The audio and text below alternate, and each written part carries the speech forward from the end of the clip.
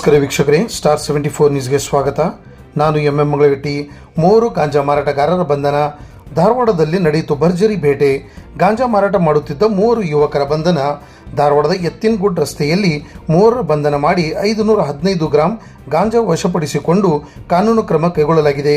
ACP Prashant Siddanagoudar ಇವರ ಮಾರ್ಗದರ್ಶನದಲ್ಲಿ CPI Dayanand Shegunasi, PSI Rudrappa Gudadari, ASI Nellur ಸಿಬ್ಬಂದಿಗಳ ದಯಾನಂದ್ ಗುಡಗೈ, ಮುಸ್ತಫಾ ಬೆಳಗಿ, ಅಶೋಕ್ ಮುಡ್ಸಿ, ರವಿ ದೊಡಮನಿ, ರುದ್ರಪ್ಪ ಬಿಸಿ, ನಾಗರಾಜ್ ಶಿವ್ ಚಿಕ್ಮಠ್ ಈ ಕಾರ್ಯಾಚರಣೆಯಲ್ಲಿ ಪಾಲ್ಗೊಂಡಿದ್ದರು.